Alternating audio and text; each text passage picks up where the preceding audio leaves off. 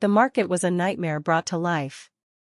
Smoke rose in heavy, twisting ribbons that blurred the morning light into a deep, blood-red haze. The kind of red that didn't belong to the sky but to suffering. Every sound was sharp, the crack of a whip, the metallic jangle of chains, the hollow laughter of men who'd long forgotten what mercy felt like. The air itself trembled with cruelty. Lucian stood at the center of it all, though stood was hardly the right word. His legs buckled with every breath, his knees slick with blood and dirt. His body, the same body that had once made armies kneel, was nothing more than a shell now. Torn, broken, stripped of every sign of the alpha he once was. The chains around his wrists weren't just metal, they were the Empire's way of saying, "You are ours now." And still, he kept his head high enough for his children to see. A quiet promise in the middle of humiliation. "I'm not gone yet." The crowd pressed closer, their faces glowing in the firelight. Nobles in golden robes, soldiers in scarred armor, merchants smelling of wine and greed. They came to see the spectacle, the great alpha reduced to something sellable. The auctioneer's voice cut through the noise, sharp and theatrical. "Behold the beast that defied the Empire. Behold the fallen alpha of the silver moon." Laughter followed. A coin tossed, a cheer, the scrape of sandals on stone. They wanted to see him bow. They wanted to see him break. Two small hands clutched his torn tunic. His children. A boy and a girl, no older than 7. Their eyes wide, glimmering with confusion more than fear. They didn't understand how their father, whose roar once shook the trees, could be made to kneel before men who smelled of iron and arrogance. Lucian lowered his head, not because he was beaten, but because their tiny hearts couldn't handle the truth yet. The whip cracked again. He didn't flinch. He'd already lost more than they could take from him. The storm overhead deepened, thunder rolling like a growl from the heavens themselves. It was as if the gods were watching, waiting to see what kind of man he would become now that everything had been stripped away. In the corner of the square, hidden behind broken pillars and the tattered stalls of slave merchants, a figure watched. Still, quiet, unseen. A woman. Small, hooded, hands trembling as she held a bundle of herbs close to her chest, like a shield against the horror around her. Her eyes, soft and brown with flecks of gold, followed Lucian the way a starving soul looks at hope they're too afraid to reach for. She'd seen men broken before. She'd seen wolves dragged through this same square, screaming, snarling, begging. But something about this one, this fallen alpha bleeding in the dust, stirred something inside her chest that she thought had died long ago. She knew what the chains felt like. She knew what it meant to be called property. To have your name taken from you, to be told your worth in coins instead of breaths. She'd once been on that same auction block. She'd once felt the bite of those same chains. But where he bled on the outside, she bled quietly, from the inside, where no one could see the wounds that never healed. The guards laughed as Lucian stumbled forward, his strength fading. One of them yanked his head up by the hair, forcing him to face the roaring crowd. "See? Even the mighty fall," the man sneered. Lucian's eyes were cold fire, too proud to plead, too tired to rage. The taste of blood sat thick on his tongue. He wanted to tear free, to protect the two small lives pressed against him, but his body refused to obey. The silver cuffs around his wrists burned, searing the flesh each time he tried to shift. The Empire knew exactly how to break a wolf. Rain began to fall, slow at first, then heavier, drops sizzling on the hot stone. The scent of it, wet earth and ash, filled the air. For a moment, everyone paused. The crowd murmured. The sky itself had turned against them.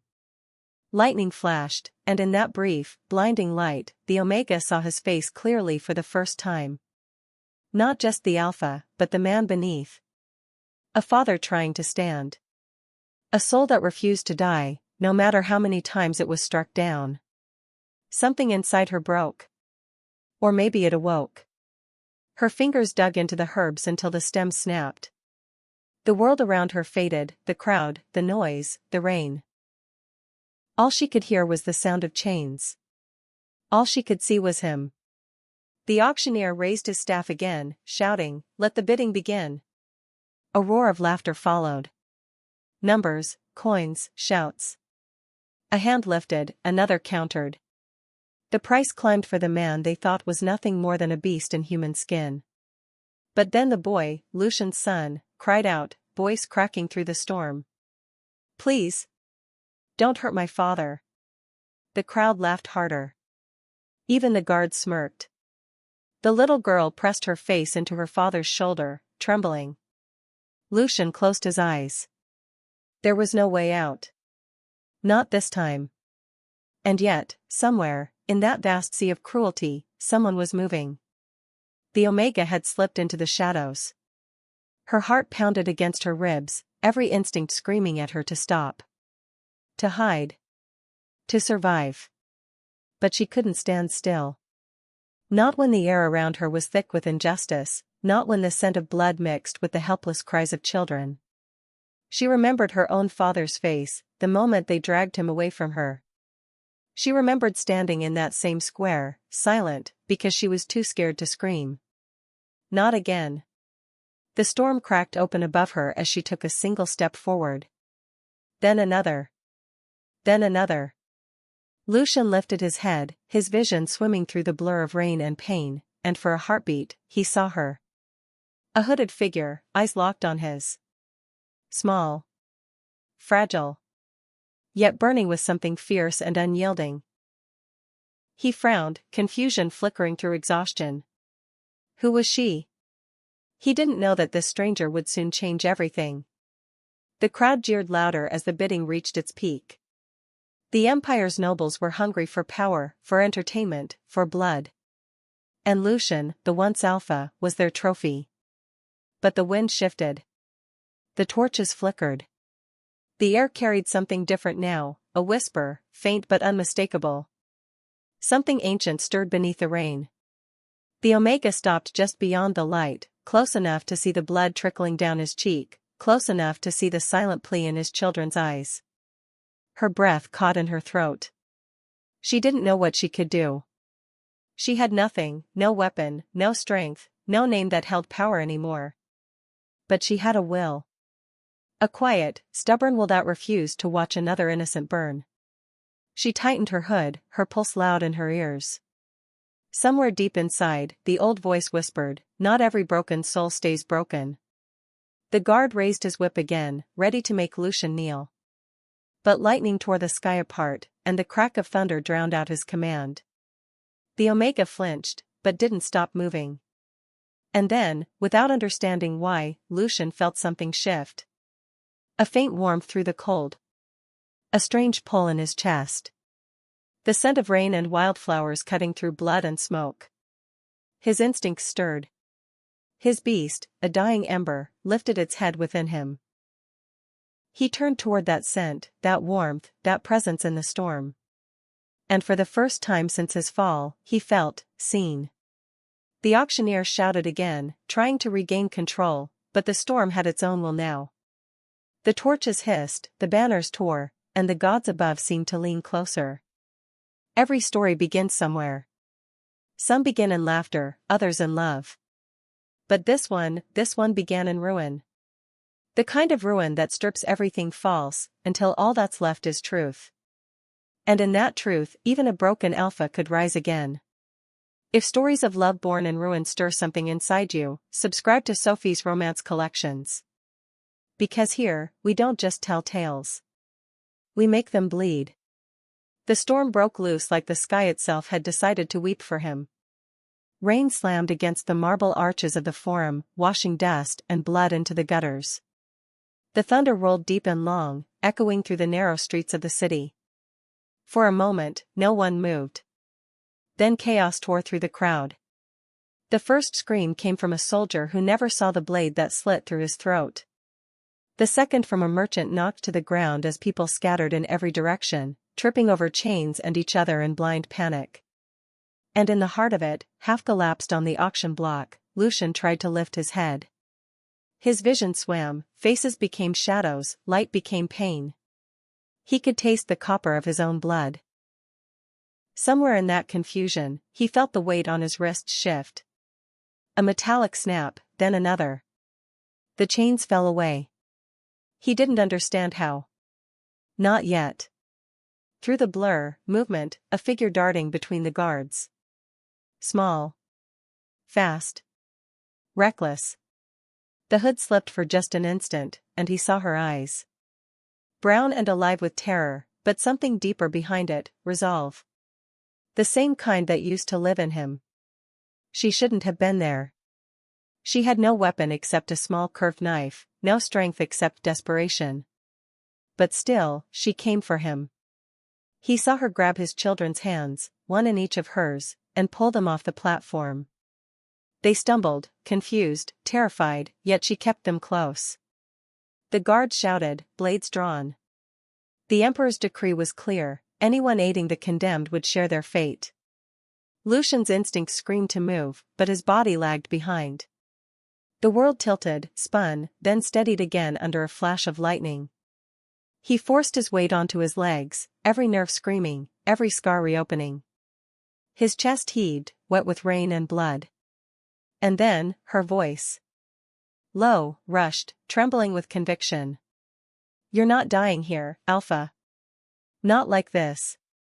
He didn't even remember her reaching him. One moment he was alone in the storm, the next, her hands were on him, small but certain.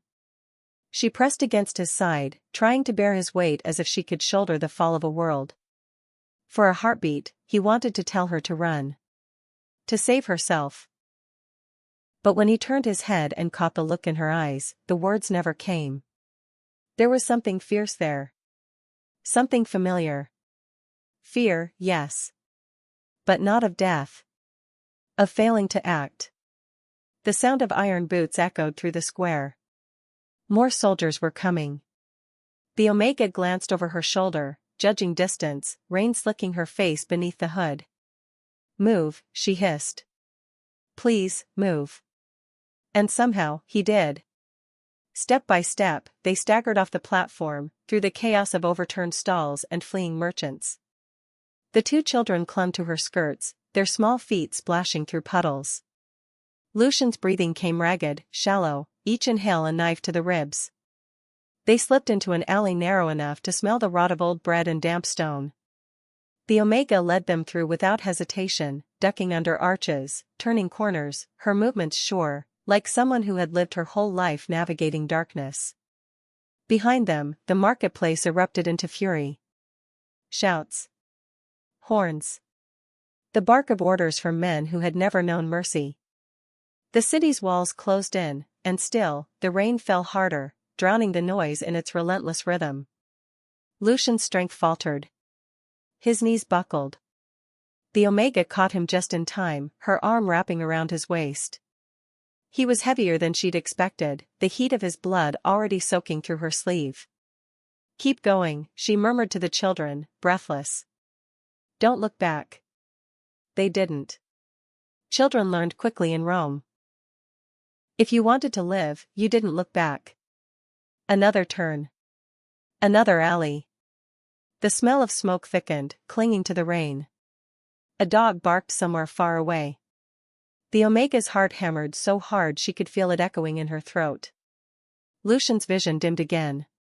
His world narrowed to sensation, her hand on his shoulder, the cold bite of rain, the sting of the iron still etched into his skin. Somewhere deep inside, the beast within him stirred, weak but aware. He could sense her scent through the chaos, warm, sharp, defiant. Not like the others. The Omega half-dragged, half-guided him toward the remnants of a collapsed archway. Behind it, a hidden path disappeared into the old aqueduct tunnels. She paused only long enough to pull the children through first, then turned back to him. He shook his head weakly. You'll die for this. Her eyes found his. Maybe. But not today. And with that, she pulled him into the darkness. The noise of pursuit grew distant, muffled by rain and stone. Inside the tunnels, the air was colder, quieter. The water below whispered against the old Roman bricks, carrying secrets that had been buried for centuries. The Omega guided them deeper, her torch flickering faintly against the slick walls. The faint scent of herbs clung to her clothes, lavender and sage, maybe. A healer's scent. The kind that didn't belong in a world of death and war. Lucian leaned against the wall, sliding down until his back hit the stone. His hands trembled. His breath came uneven. The two children pressed close to him, shivering, their eyes wide with exhaustion. The Omega crouched beside him, the knife still clutched in her hand. Her fingers were shaking, though she tried to hide it. "Why?" he managed, his voice hoarse, barely audible over the storm outside. She blinked. "Why what? Why help me?" Her gaze lowered to the ground. "Because I know what it's like to be caged." Silence filled the space between them. Heavy. Real. Lucian studied her face, the dirt smeared across her cheek, the wet strands of hair clinging to her skin, the determination in the way she met his eyes even when fear trembled through her. "You could have run," he said quietly. "I did," she whispered. "Once. And it didn't save me." For a moment, the thunder outside sounded far away. The world shrank to the narrow tunnel, the dripping water, the faint light of the torch between them. Lucian's head rested against the stone. He was fading, his body surrendering after too many wounds. But he couldn't stop watching her. There was something in the way she moved, careful, but sure. Like she'd spent years learning how to survive without being seen. He wanted to ask her name, but his lips were too heavy to move. The Omega tore a strip from her cloak and pressed it against the worst of his wounds. The heat of his skin burned through the fabric. "You need to stay awake," she murmured. "Can't," he rasped. "Yes, you can." Her voice trembled, but she didn't stop. "I didn't drag you through hell just to let you die here." She looked at the children, her tone softening. "He'll live," she promised, though her eyes flickered with doubt. "He has to." The little boy nodded, too young to understand, too old to hope blindly. Lucian forced his eyes open again. He caught her wrist as she leaned closer to clean another wound. Her pulse raced under his fingers. For a second, she froze. Her scent hit him again, something wild beneath the surface. Not just human. Not entirely Omega either. There was a current of power there, buried deep, pulsing faintly like a sleeping ember. "Who are you?" he murmured. She hesitated, then pulled her hand free. "Someone the world forgot." Outside, the storm raged louder. Inside, a different kind of storm was brewing. The Omega leaned back, catching her breath. The torch flickered, shadows moving across the curve of her jaw, the determination in her eyes. Lucian watched her quietly. He could sense her fear, but also the defiance woven through it. The kind of courage born not from strength, but from surviving long enough to stop running. He wanted to thank her, but words felt too small for what she'd done. She had risked her life to save a stranger branded an enemy. And not just him, his children. He didn't understand it, but he knew this: people didn't act out of kindness anymore. Not in this city. Not under the Emperor's rule. There was always a reason. A price. But when he looked at her, he didn't see calculation. Only exhaustion, and something fragile trying to become hope. She glanced up at him again. "You need to rest. We can't stay long. They'll be searching." He nodded faintly. The Omega moved to the edge of the tunnel, peering into the dark. The rain outside had softened, but the air still carried the tension of the hunt. She could almost feel it, the city alive and dangerous, listening for them. Lucian closed his eyes. For the first time in days, he let himself breathe. The pain was still there, sharp and constant, but beneath it something new had taken root, a quiet awareness. Her presence lingered even when she wasn't near him. There was something about the way she moved through fear. Something in the sound of her voice, raw but steady. He had been betrayed by those he loved, hunted by those he once led. But this stranger, this nameless Omega, had stood against an empire for him. The beast inside him stirred again, restless. Not from anger this time. From recognition. He didn't know her, but some part of him did. Outside, thunder rolled one last time before retreating into silence. The storm passed, leaving only the sound of rain dripping from the arches above. In the quiet, the Omega's voice came again, softer now. When dawn comes, we move. There's a place beyond the walls. You'll be safe there, for a while. Lucian opened his eyes, meeting her gaze. You don't even know me. She held his stare, steady. I don't need to. I just know you don't deserve to die in chains. Her words hung in the air, simple but heavy. And for the first time since his fall, Lucian felt something that almost frightened him more than death, hope. It was fragile, flickering, easily broken. But it was there. He lay back against the stone, his breathing slowing. The children leaned into his side, finding sleep in exhaustion. The Omega sat across from them, watching the tunnel mouth where faint light shimmered through the rain. The storm outside had quieted, but between them, something had begun that no storm could drown. Two souls broken by the same world. Two strangers bound by a moment that neither could ever undo. And though neither said it aloud, they both knew, their fates had just collided. The catacombs breathed like a living thing.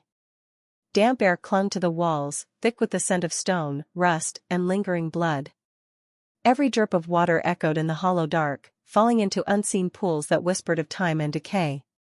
The torches burned low, their light swaying across the rough carvings that marked the bones of an empire long dead. Lucian sat against the cold wall, his body a battlefield of wounds both seen and hidden. His ribs burned where the iron had bitten deep. His wrists still bore the shadow of chains. The Omega crouched before him, her movements quiet, careful, deliberate. The cloth in her hands was soaked through with crimson. She dipped it into a bowl of rainwater, wrung it out, and pressed it to his side again. He winced, the sound low and sharp in the silence. Hold still, she murmured. Her voice was soft, but it carried an authority that made even the beast within him obey. Lucian's eyes opened, catching her in the trembling glow of firelight. The hood had fallen back, revealing hair the color of ashen gold, clinging wet to her temples. Shadows carved across her cheekbones, down to the line of her jaw, giving her the look of someone who had survived the impossible and learned to wear the scars as armor. He wanted to ask her name again, but something in her gaze warned him not to. Instead, he let the silence stretch. The only sound was the rhythm of her hands, clean, press, breathe. Clean, press, breathe.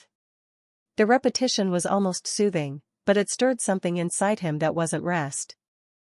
She worked methodically, her focus sharp as a blade. When her fingers brushed his skin, warmth bloomed beneath the cold. He could smell the faint traces of her, wild herbs, smoke, and something unnameable, like rain on wolf fur. It tangled with his senses, making it harder to think, harder to breathe. He closed his eyes. The darkness behind them was not empty, it was memory. The council chamber. The night air thick with betrayal. He remembered the way his pack had stood before him, their eyes turned away, their loyalty evaporating like mist. The scent of deceit had been everywhere, but he hadn't wanted to believe it until it was too late. His Luna stood at the center of it all. Her smile, once the light that steadied him, had become the blade that cut him down. She had sold his name, his secrets, his strength. To Rome.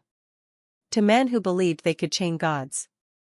Lucian had watched the soldiers march into his lands, bearing torches and silver nets. He remembered his children's screams as they were torn from his arms. The council had declared him unfit, his blood tainted by rage, his rule poisoned by obsession. But the truth was simpler. They feared what he could become. He was the last of the Blood Moon Alphas, born with a gift that even his ancestors whispered about in fear.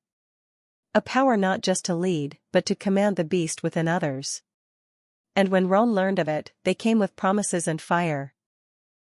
Now, all that remained of his empire were two frightened children sleeping against the far wall and a nameless woman binding his wounds. The Omega's hands paused for a moment, her brow furrowing as she pressed her palm over a deep gash. She closed her eyes, lips moving in silence. Lucian felt the heat before he saw it. A faint shimmer of silver light glowed beneath her touch, threading through his skin like molten moonlight. The pain dulled instantly. The bleeding slowed. His breath caught. Her lashes fluttered open, meeting his stare. "Don't," she whispered, as if warning him not to speak. But it was too late. He had seen it, the flicker of forbidden magic. His hand shot out, fingers closing around her wrist. Not rough, but firm enough to make her flinch. "That power," he rasped, voice low. "Where did you learn it?" She tried to pull away, but he held her still. Her pulse beat fast beneath his fingers, her scent sharp with fear. "I didn't learn it," she said finally. "I was born with it." Lucian's grip loosened. "That's impossible. The bloodlines were purged centuries ago." "So were yours," she said quietly, and the words cut deeper than any blade. For a moment, they only stared at each other, two remnants of worlds that should have burned to ash long ago. Then she pulled her wrist free and sat back, wiping her hands clean. "You shouldn't have seen that." "No one should." Lucian leaned forward, ignoring the pain that rippled through his side. "You saved my life with it." "Why hide?" Her jaw tightened. "Because men don't see miracles, Alpha. They see threats." The way she said it, flat, cold, final, told him it wasn't theory. It was memory. Lucian studied her face again. The shadows under her eyes. The faint scar running from the corner of her lip to her jaw. She carried the weight of someone who had already died once and come back refusing to kneel. He said nothing for a long time. The torch crackled between them, throwing light over the walls etched with ancient symbols, wolves, moons, chains. Finally, she spoke, her voice distant. "I was born outside the northern woods. My mother was a healer. My father was nothing but a name whispered in anger. They said she bore a cursed child. They were right." Lucian listened. "When I was 12, I healed a boy who had been bitten by a plague wolf. He should have died, but he didn't. My hands burned with light, and he woke." She paused, her gaze unfocused. "The next day, they came for us. The elders. The priests. They said the moon had marked me unnatural. My mother begged for mercy, but there's no mercy in fear. They took her. They branded me. Sold me to the markets as a heretic." Her voice trembled, but she didn't stop. "I spent years healing men who only wanted to own me. Every time I used what I had, someone else suffered for it. So I stopped. Until today." Lucian's chest tightened, the weight of her confession pressing into him. He understood too well what it meant to be condemned by your own kind. The Omega turned her face away, hiding the tears that glistened in the torchlight. "That's who I am, Alpha. The cursed one. The weakling they threw away." He shook his head slowly. "No. The weak don't defy empires."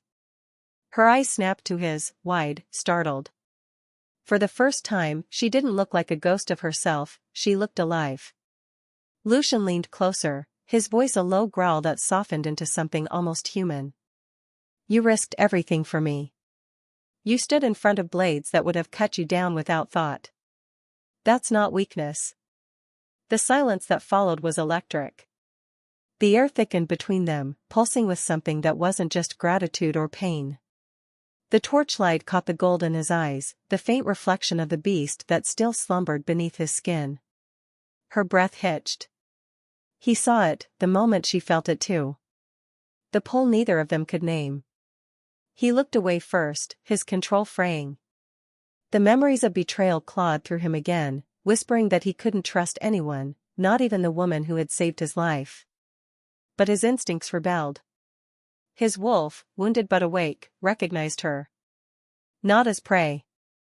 Not as threat. But as something far rarer, kin. She shifted, uncertain under his silence. The sound of the rain above had softened into a steady rhythm, marking time in a world that no longer belonged to them. Lucian finally spoke, his voice quieter than before. You hum when you work. She blinked. What? That song, he said. The one you sang earlier. It's old. From before the fall. Her lips curved faintly, though not into a smile. My mother used to sing it. She said it belonged to the moon's first daughters. The Omegas who healed the world after the wars of fire. He let the words settle. Then, slowly, he said, that song was forbidden in my lands. My Luna ordered it burned from the archives. The Omega tilted her head. Then maybe it survived for a reason. Lucian's gaze dropped to the faint light still fading from her palms. You carry too many secrets. So do you, she said softly. The torchlight flickered again, and in its brief flare, their shadows met on the wall behind them, his broad, broken, and her small but unyielding. Together, they looked almost whole. For the first time in what felt like eternity, Lucian exhaled. The pain dulled. The air didn't feel so heavy. The Omega rose to her feet, gathering her things. You should rest. The blood loss will slow you. When dawn comes, we'll have to move again. He watched her as she walked to the entrance of the tunnel, the faint outline of her figure framed by the dying firelight. The children stirred in their sleep, and she turned, instinctively checking on them. Her expression softened, and for that fleeting second, he saw the woman beneath the scars, the gentleness she tried so hard to bury. He wanted to tell her she was more than what the world had named her. But the words stayed in his throat, caught somewhere between reverence and fear. Instead, he whispered, You never told me your name. She looked back, her eyes reflecting both the torchlight and something older, moonlight. Names have power, she said. You'll know mine when it's safe to speak it. And then she turned away, leaving him with the echo of her voice and the faint hum of the forbidden melody threading through the dark. Lucian leaned his head back against the stone, his pulse steadying, his thoughts unraveling. Every breath carried her scent. Every heartbeat dragged her closer into the corners of his mind where no one had lived for years. He had lost everything, his throne, his pack, his mate. He had sworn never to trust again. But somewhere in the dark beneath the ruined city, an Omega with silver in her veins had begun to rebuild what the world had broken. And though he didn't yet understand it, he could feel the truth pulsing beneath his skin, rising with the beast that refused to die. She was not his enemy. She was the beginning of something he thought was long dead. The storm above was dying. But within him, a new one was just beginning to stir. The path to the sanctum was carved in silence. For 3 nights, they had moved through the underbelly of the empire, through forests that breathed mist like ghosts, through marshes where the earth seemed to sigh beneath their feet. The children walked close to their father, small hands clutching the remnants of his torn cloak. The Omega led them, her steps sure though her heart trembled with the weight of something she couldn't yet name. Everywhere they passed, the land itself seemed to whisper. The wind carried old voices, ancient tongues speaking of blood and flame, of wolves who once ruled before Rome caged the moon. And when the forest finally opened to reveal it, even the air seemed to stop breathing. The sanctum of Vulpes. It lay hidden beyond the ruins of a collapsed aqueduct, where water once flowed like veins through the empire's body. Now, it was a grave of stone and ivy, the pillars cracked but proud, reaching toward a sky that glowed faintly silver even before the moon had risen. Lucian stepped forward, his chest tightening. The scent of the place was unlike anything he had known, wild, electric, ancient. Power hummed beneath the soil, a pulse that matched his own heartbeat. The Omega halted before a half-buried archway. Runes shimmered faintly across its surface, their shapes alive with flickering light that seemed to awaken as she drew near. She hesitated, her fingers hovering above the markings. This place, it shouldn't exist anymore, she whispered. The priests burned it. They said no wolf was meant to find it again. Lucian's voice came low, rough with exhaustion and something deeper. Yet here we are. She turned to him, her eyes wide, fear and awe tangled in their depths. Do you know what this place is? He shook his head slowly. No. but I can feel it. Her gaze flicked back to the archway. The sanctum of Vulpes, she murmured, almost to herself. Where the first flame was born. Lucian frowned. A myth. Her lips twitched into something that wasn't quite a smile. Maybe. But the Empire feared myths enough to bury them. The torches burned low, throwing trembling light over the carvings on the walls, wolves entwined with serpents, their bodies coiled around a woman crowned in fire. The Omega's hand trembled as she traced the lines, her skin igniting faintly where it met the stone. Lucian saw it, the way the carvings responded to her touch, glowing brighter with every heartbeat. And then, faintly, she began to read. Her voice carried through the hollow ruins, soft but sure, like an incantation whispered by the gods themselves. The one who heals the fallen Alpha shall birth the dawn anew. Her breath caught halfway through. The words hung in the air like smoke, refusing to fade. Lucian's eyes locked on her. What did you say? She swallowed hard, stepping back from the wall. It's prophecy. It speaks of the Alpha, and the healer who saves him. Something inside Lucian stirred, an old, buried instinct, the wolf within him rising to attention. You think it speaks of you? Her answer came almost too quickly. No. It can't. I'm nothing but a shadow. My power's cursed, not divine. He took a step closer. The moon doesn't curse, he said. It chooses. Her head shook, violently. You don't understand. I've used it before, to heal men who became monsters. To save lives that should have ended. I've brought pain wherever I've gone. If the prophecy speaks truth, then it's a cruel one. Lucian's gaze softened. Maybe the gods choose the broken, he said quietly. They know we've nothing left to lose. The silence that followed was alive. Rain began to fall, soft and cool, trailing through the gaps in the ruined roof. The moon appeared through a shroud of cloud, fractured but bright. Its light spilled across the ground, striking the carvings. The symbols flared, alive again after centuries of darkness. Lucian's children stirred, their small voices whispering at the sight of it, but neither adult could move. The Omega stood frozen in the glow, her face turned upward, the rain gliding down her cheeks like tears. The light grew stronger, silver against the blackened stone, until the entire grove shimmered as if the air itself was alive. Lucian felt his pulse stutter, his breath catching as the earth beneath his feet began to hum. He heard whispers, low, melodic, in a language older than memory. And then came the vision. It struck him like a blade of fire behind his eyes. He saw a wolf, massive, radiant, made of pure light. Chains of flame coiled around it, holding it still.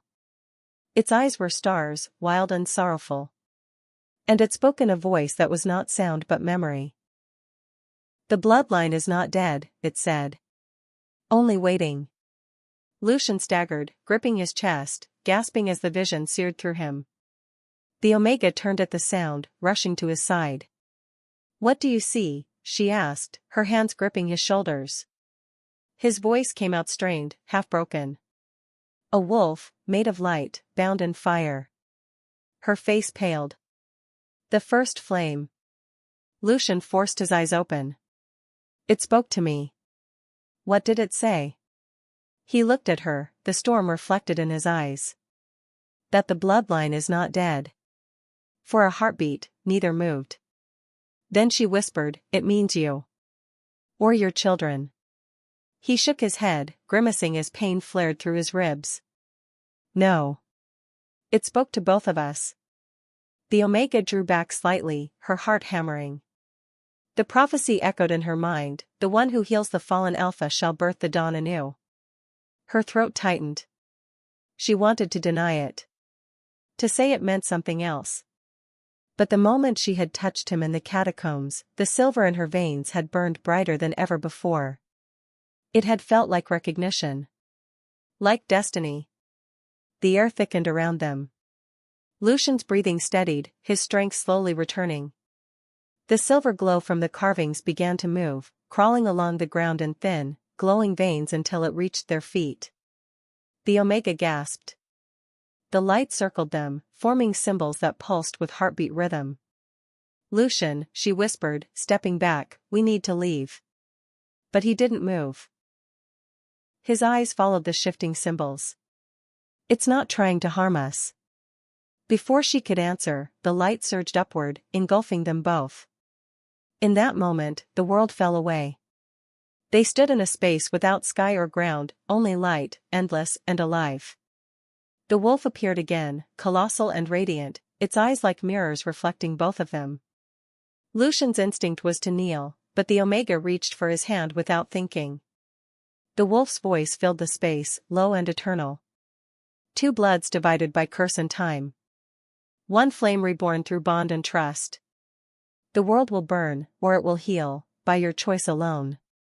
Then the vision shattered. They collapsed to the ground, gasping for air. The light faded. The carvings dimmed. The forest returned to stillness, though the silence that followed felt heavier than before. The Omega pressed a shaking hand to her chest. "It wasn't just a vision. It bound us." Lucian's eyes met hers. "Then the prophecy wasn't warning us," he said. "It was preparing us." Her voice trembled. "For what?" He looked toward the horizon, where the moonlight was beginning to bleed into dawn. "For war." The word lingered like smoke. The Omega stood, her knees unsteady.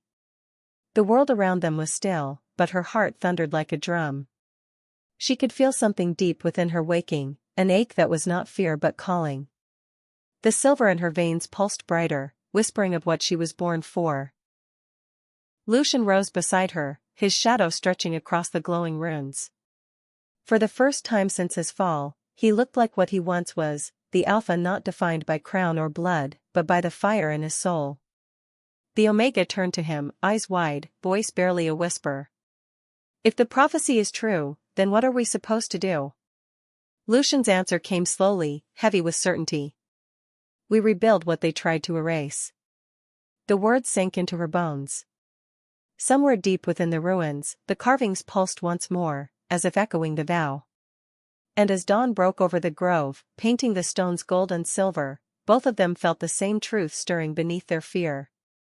Destiny had found them, not as heroes, but as the broken pieces the gods needed to make something whole again. The bloodline was waiting. And its awakening had just begun. The dawn after the battle was not kind. The sky bled a dull gray, heavy with the scent of smoke and death. Ash clung to the air like memory itself, unshakable, bitter. Lucian could still hear the screams, still feel the pulse of the beast that had clawed its way to the surface in him. His body trembled from exhaustion, his blood thick with fury and loss. The children slept beside the remnants of a dying fire, their small faces streaked with dirt and tears. But for the first time in days, they were breathing. Alive. Safe, for now. Celine sat across from him, her cloak torn, her hands blistered. The faint glow from her palms had faded, but he could still sense it, the power that had saved him, the same power that terrified her. She was staring into the embers, whispering something under her breath. Maybe a prayer, maybe a curse. Her voice was soft but carried the weight of centuries, as if her words could bend the air itself. Lucian watched her in silence. His thoughts warred within him. Gratitude and confusion, anger and awe. The woman who had freed him from the curse should not exist. An Omega with the tongue of the ancients was a contradiction, a danger. The Empire killed those who spoke the old words. Yet here she was, small, defiant, alive, and somehow, she had undone what no Alpha or sorcerer had dared to attempt. He remembered how she'd stood before the rival Alpha, her arms raised to the storm, her voice breaking through the chaos. The brand on his chest had flared, then split open like cracked earth, releasing the beast trapped within. Pain had become liberation. He had roared that night, not as a slave, not as a fugitive, but as the Alpha reborn from ruin. But the cost was written in her eyes now. Each time she touched that forbidden magic, a piece of her seemed to burn away. He could see it, the pallor of her skin, the tremor in her voice, the way she hid her pain when she thought no one was watching. Celine felt his gaze and turned her face slightly, shadows catching the sharp line of her jaw. "You shouldn't look at me like that," she said quietly. "Like what?" "Like you think I'm something worth saving." Lucian's breath caught. There was no arrogance in her words, only truth, naked and raw. He wanted to ask her what she meant, but she stood and walked to where the children slept. She knelt beside them, tucking a blanket over their small bodies, brushing hair from their faces with trembling fingers.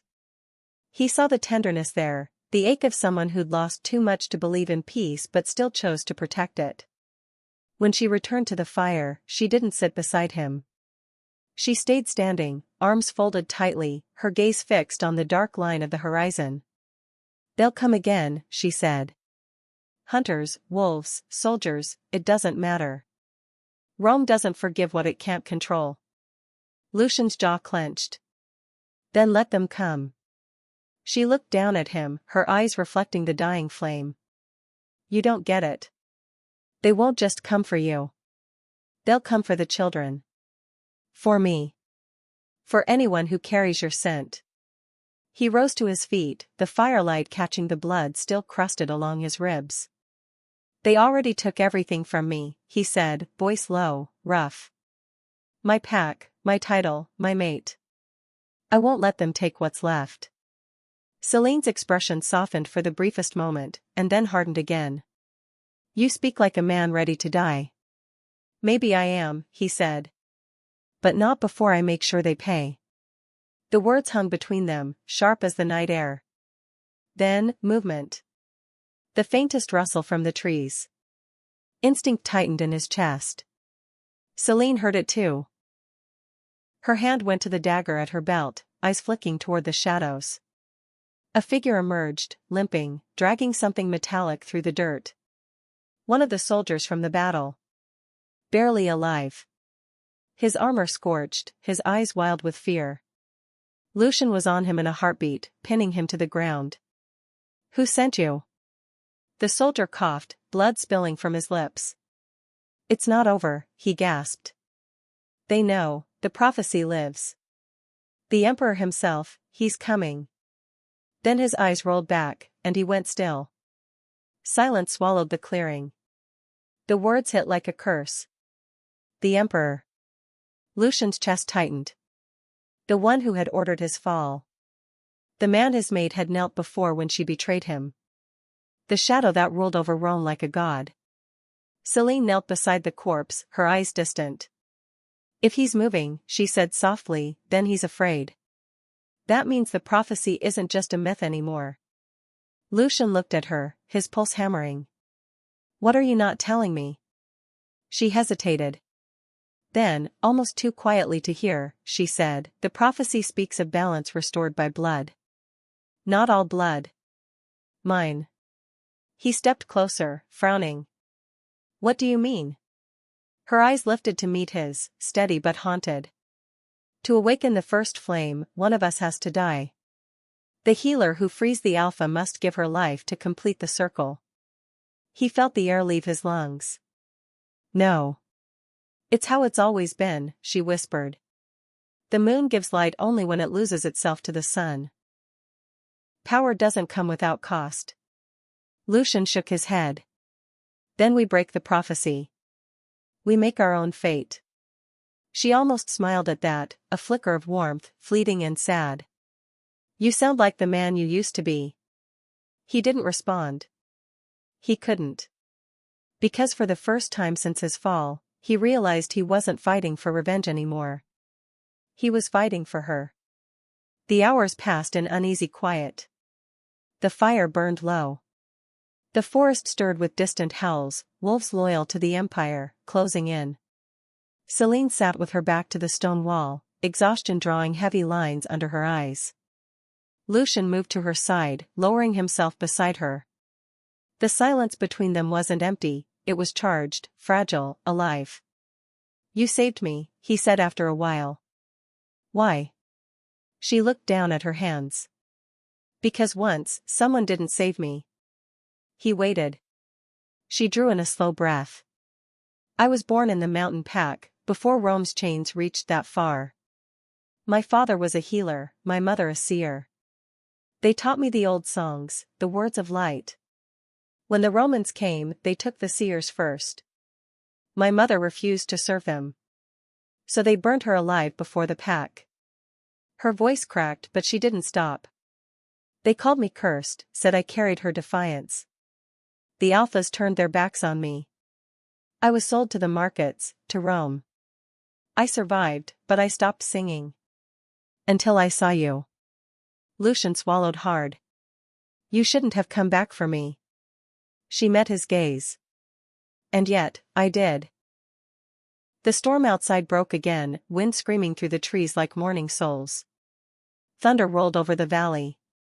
Lucian stood, his muscles coiled with restless energy. If the Emperor's coming, he said, we can't hide here. Celine nodded. There's one place left. The Hollow of Agar. It's where the first flame sleeps. The place from your prophecy, he said. The place where everything ends, she replied quietly. The journey to Agar began at dawn. The land itself seemed to resist them, storms rising, rivers swelling, the scent of hunters on every wind. But together, they moved like shadows through the world that had tried to destroy them. Every glance, every touch between them burned brighter. Not lust, not yet. Something deeper. A recognition older than words. The tether between two souls scarred by the same gods. By the time they reached the edge of the hollow, night had fallen again.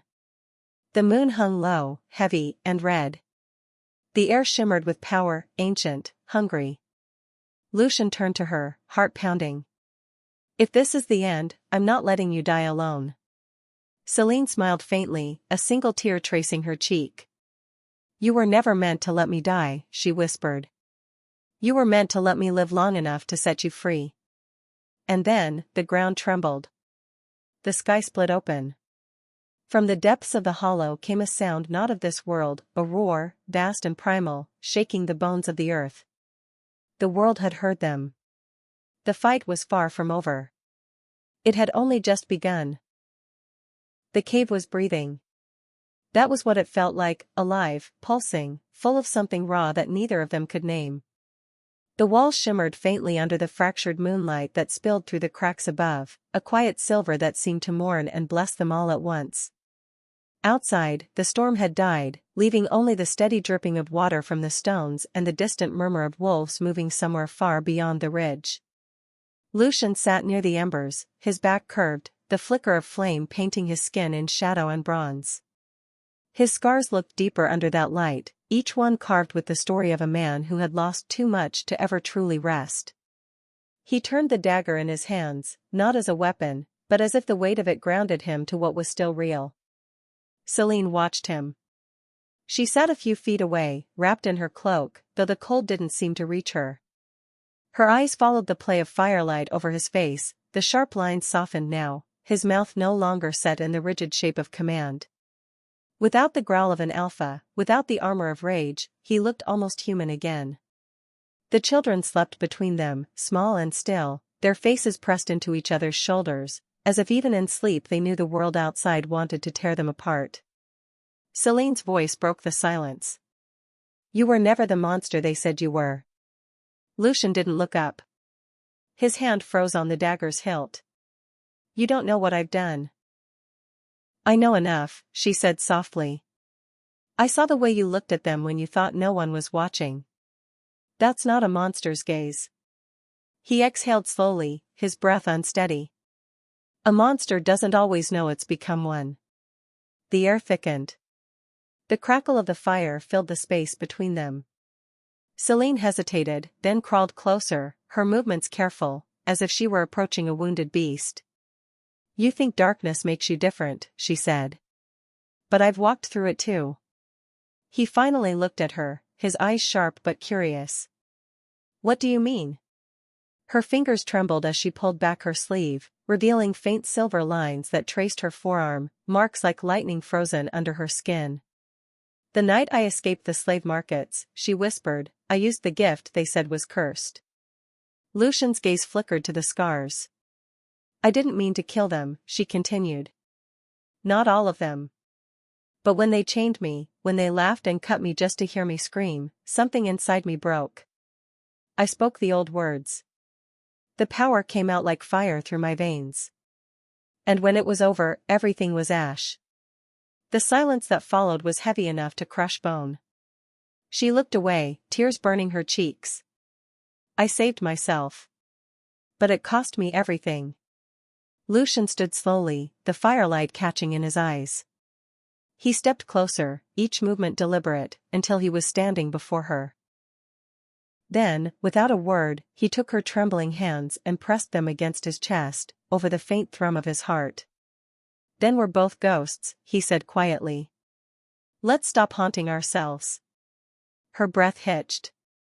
His warmth seeped through her palms, through her bones. The air between them trembled, not just with heat, but with recognition.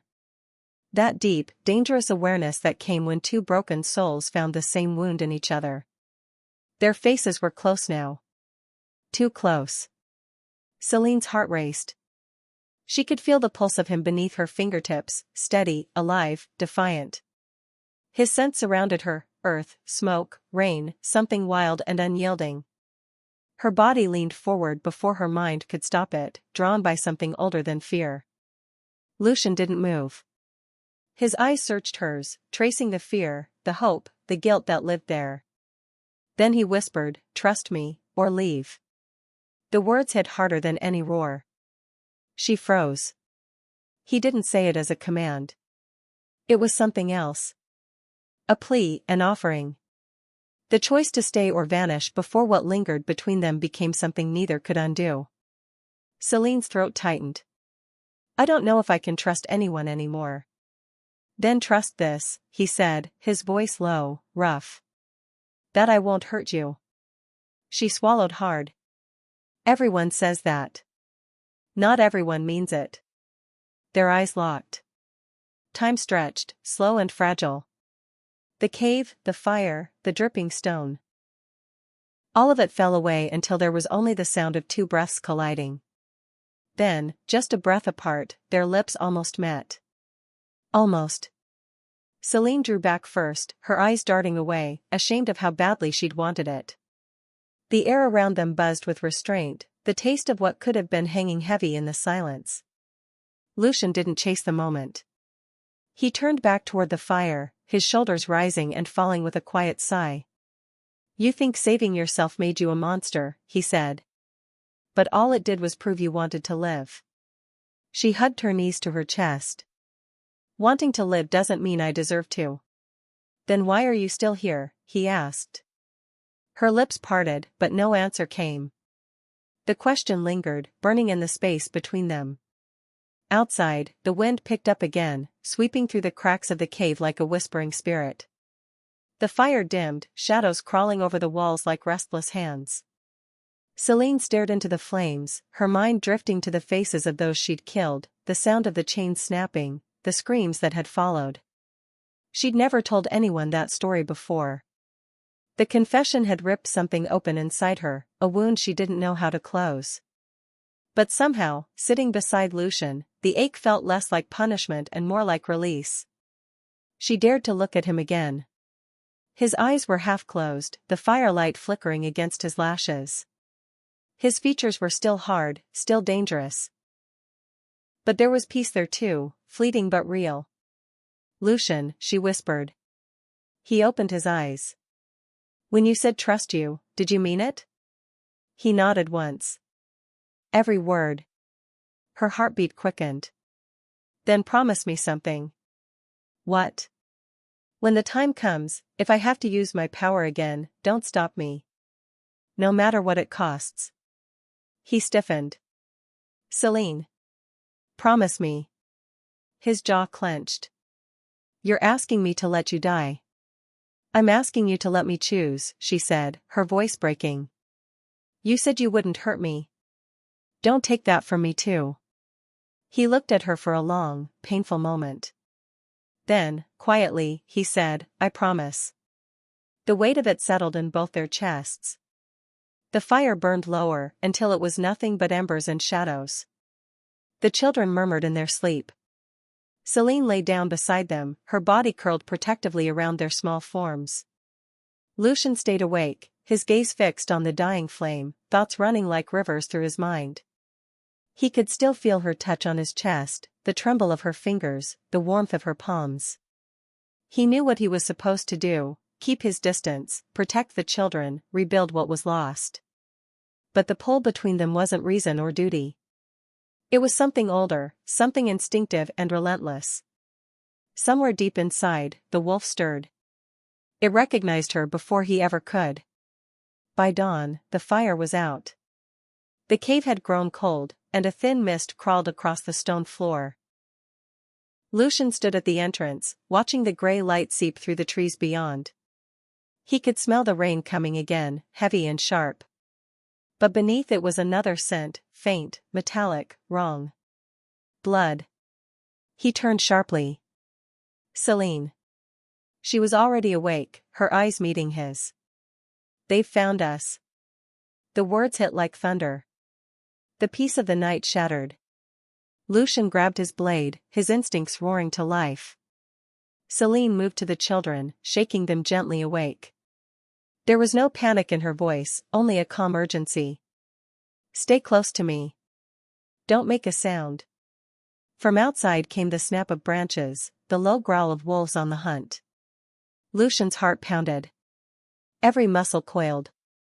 Every scar burned with the memory of war. But this time, he wasn't fighting alone. He looked back at her one last time. Their eyes met. And without words, something passed between them, an unspoken vow. "Trust me. Or leave." She stepped forward, blade in hand, her face pale but fierce under the rising light. "I'm not leaving," she said. And the wolf within him bared its teeth, not in anger, but in answer. The world was coming for them. But together, they would burn brighter than any fire it could send. Rain bled down the cliffs like tears from the gods. The path ahead was narrow, slick with mud, winding through the jagged bones of the mountain that once marked the border of Lucian's pack lands. The scent of pine and iron hung in the air, familiar, almost cruelly so. Each step closer tore open a wound he'd buried deep. This was where he had ruled. This was where he had been betrayed.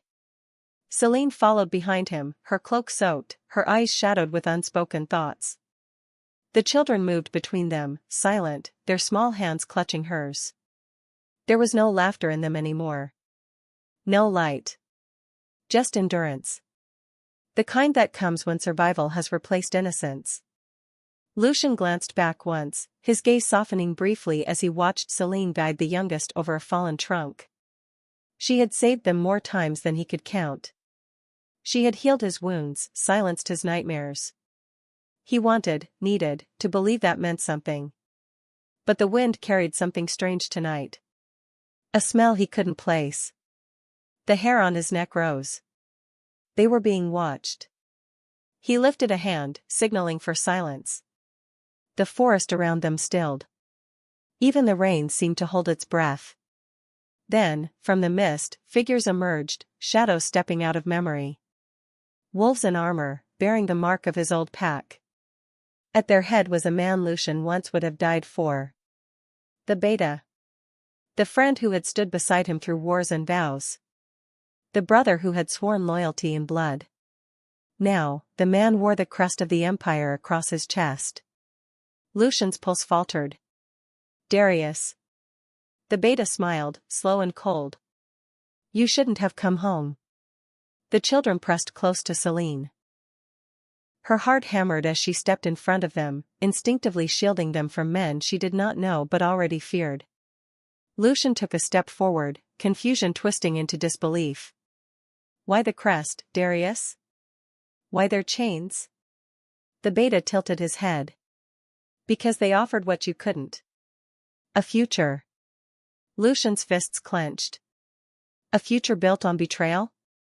"A future built on survival," Darius said simply. "Rome rules the bloodlines now. The age of alphas is over." The word sliced through the air, heavy with venom. But what came next struck deeper. "And she," Darius said, pointing toward Celine, "was the Empire's blade. Lucian's breath caught. What? Celine froze. Her lips parted, but no words came. She was sent to find you, Darius continued, his voice steady, deliberate, cruel. To lead you here. To finish what Rome started. The emperor himself promised her freedom in exchange for your head. The world stilled. Lucian turned to Celine, his eyes searching her face. She shook her head, tears glinting in the rain. It was before I knew you, she whispered. Before I knew them, your children, before any of this.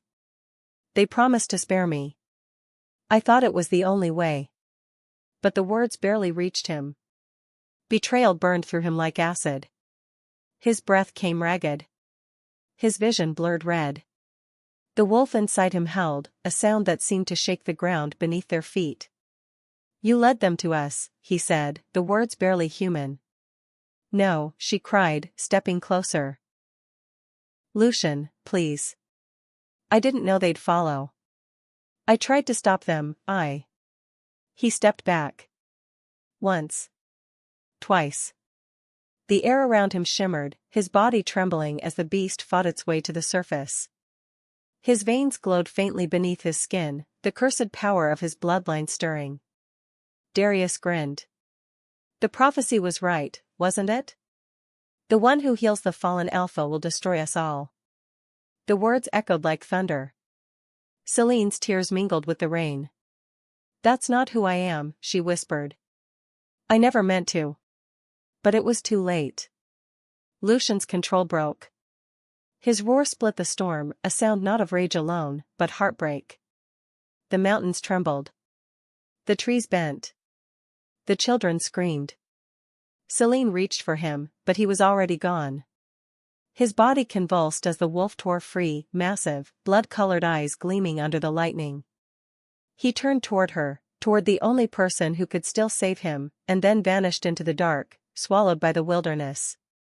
The silence that followed was worse than the storm. Celine fell to her knees, her chest heaving, rain and tears streaming down her face. The children clung to her, crying for the father who had disappeared into madness. Darius stepped forward.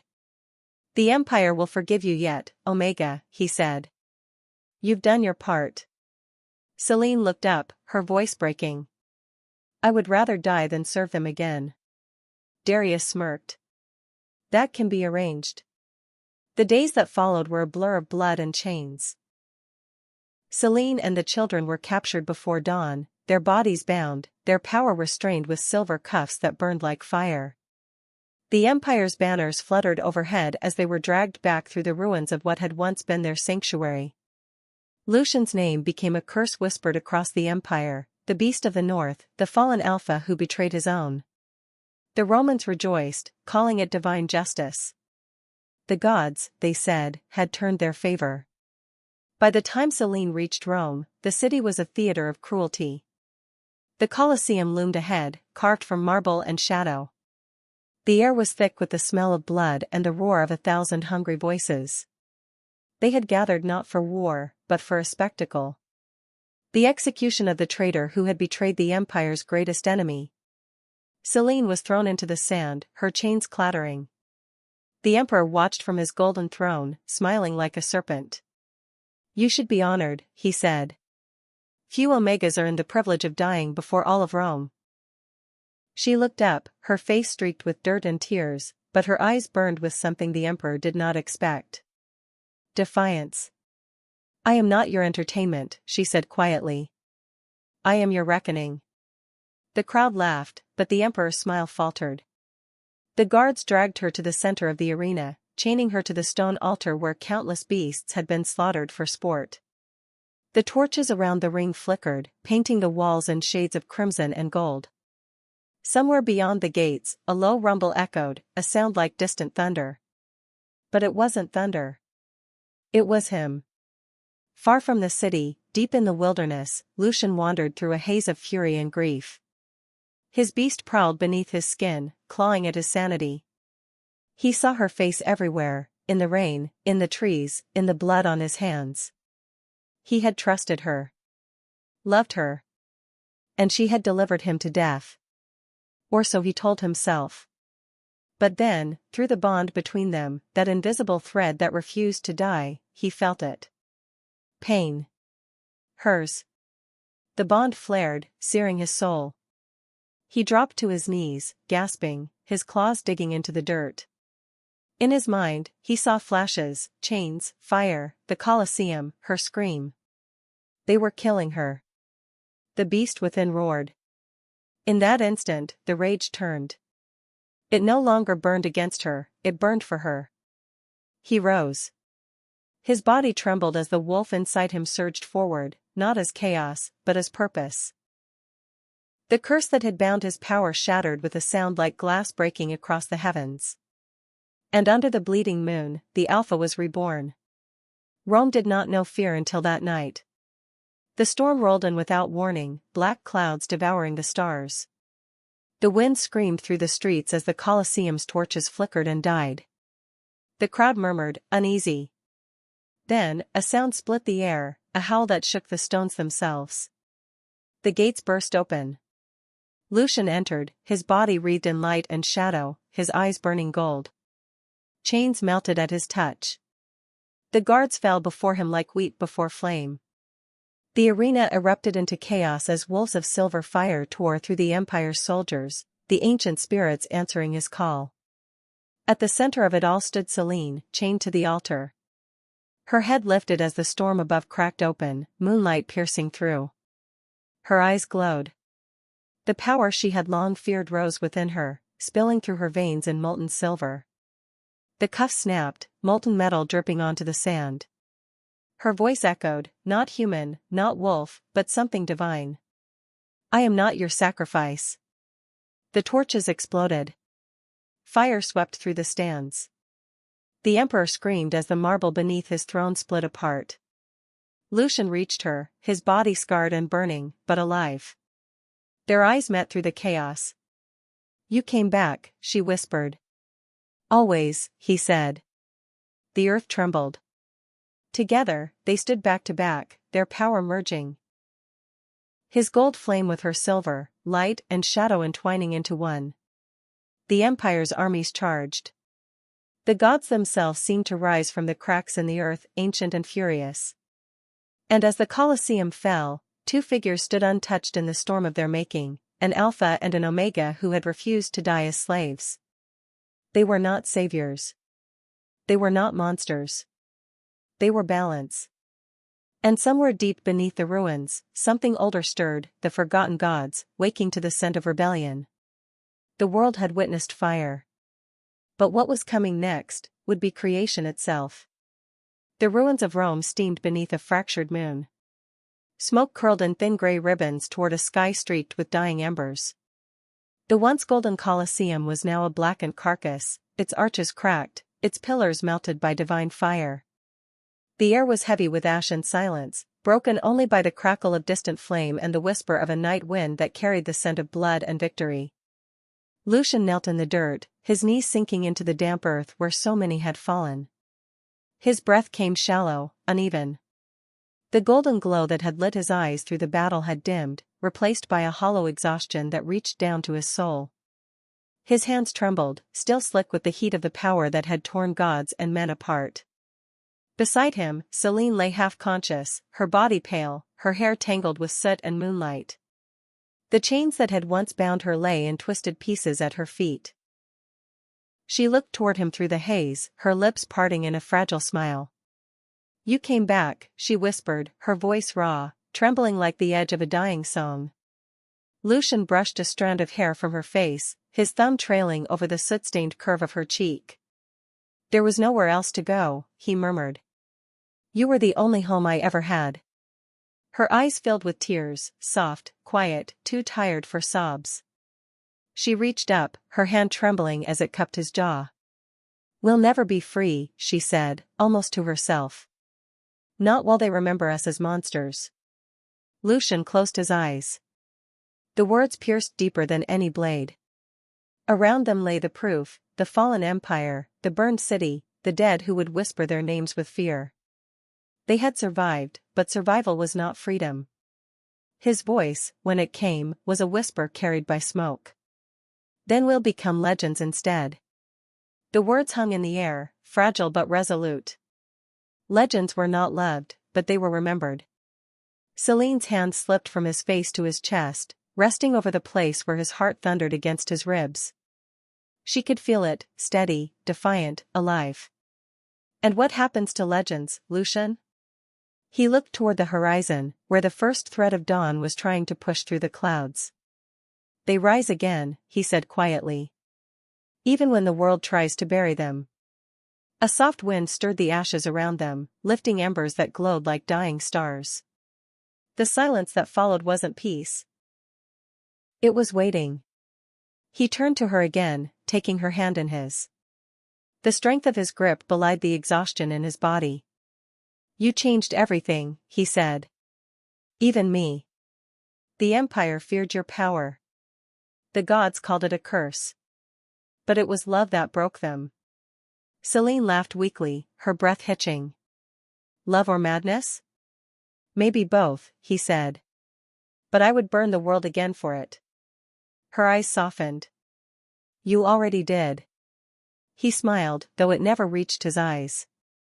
The smoke curled higher, carrying away the scent of victory and ruin alike. Would you have chosen her, the wind seemed to whisper, or feared her too? If a listener had been there, one soul among the ashes, they might have felt that question in their bones. Was she savior or destruction? Miracle or curse? The prophecy had called her the light that would heal the Alpha's wound. But the truth burned more complicated than that. She had healed him only by breaking everything else. The moon hung shattered above them, its fractured glow spilling silver tears across the land. And beneath that broken light, Lucian gathered her into his arms. Her body trembled, not from fear but from the final ebb of the power that had nearly consumed her. They'll never forgive us, she whispered against his chest. Not the mortals. Not the gods. Then let them remember us instead, he said, his tone a vow carved in stone. As the ones who didn't kneel. Her fingers tightened weakly on his sleeve. Lucian. He pressed his forehead to hers. Rest now, he murmured. The dawn can come without us for a while. The fire dimmed around them, flickering into soft embers. His heartbeat slowed to match hers, two rhythms finding each other again in the quiet. And then, as the last tower of Rome gave way and crumbled into dust, the voice of the unseen storyteller whispered through the stillness. Would you have chosen her, or feared her too? Is she the savior the prophecy promised, or just a cursed girl who loved too much? The air shimmered faintly, the scene dissolving into shadow and light, leaving only the echo of that question. If this story lit something inside you, subscribe to Sophie's Romance Collections. Because here, we tell tales that burn. But the fire was not done. As dawn broke over the ashes, the world itself seemed to hold its breath. A thin layer of mist rolled across the ruins, carrying the smell of iron and smoke. The horizon glowed faintly gold, cutting through the gray haze that cloaked what remained of the empire. The Colosseum's bones stood black and jagged, like the ribs of a fallen god. Celine stirred first, her lashes fluttering open to the pale light. The silence was almost too much, no screams, no clash of weapons, no cries of soldiers. Just the whisper of wind moving through stone. She rose slowly, wincing as her body remembered the wounds of the night before. Lucian was still beside her, one hand resting near his sword, his chest rising and falling in shallow breaths. The glow in his veins had faded completely. He looked almost human now, almost fragile. She brushed her fingers through his hair. You did it, she whispered. You really did it. His eyes opened. No, he said softly. We did. She smiled faintly, but something in her chest ached. Her power, the silver fire that had saved them, was gone. Burned out. A price she had known she would pay. Lucian sat up slowly, scanning the horizon. The city was unrecognizable. Statues toppled, temples collapsed, the imperial banners torn and scattered. Rome had fallen not to armies, but to the will of two broken souls who refused to bend. Yet even in ruin, something pulsed beneath it. He felt it, deep in the ground. A heartbeat. Slow. Ancient. He froze. "Do you hear that?" he asked. Celine frowned.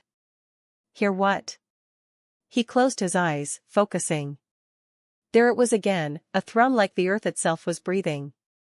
It came from far below. "The gods," he whispered. Celine's brow furrowed. "You said they were gone." "I said they were forgotten," Lucian corrected quietly. "But forgotten doesn't mean dead." As the first rays of sunlight touched the horizon, the wind shifted. It carried a voice, soft, distant, in a language older than the stars. "The true Alpha has not yet risen." The sound rolled through the ruins, threading through cracks in the marble, down into chambers buried since before Rome was born.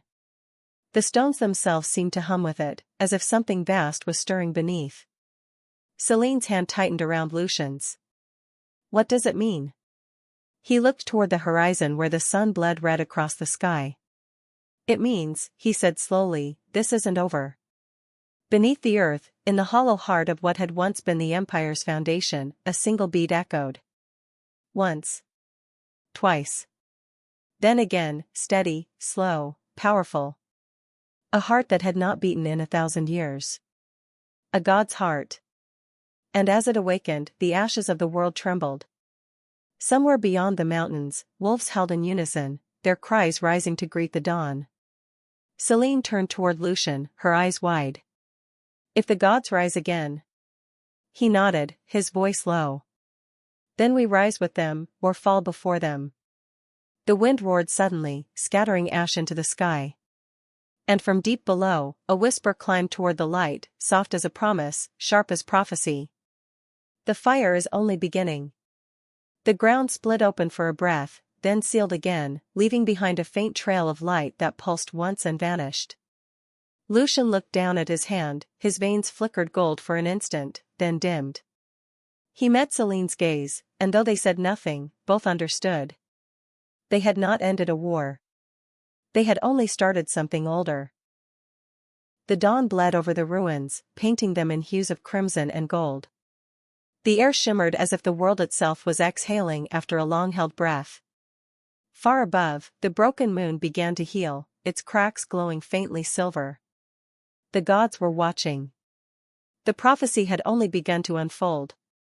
And as the final whisper of night faded into light, the tale closed not with peace, but with a heartbeat, one that promised more love, more war, and more fire to come. The saga was not over. The story was merely turning its page.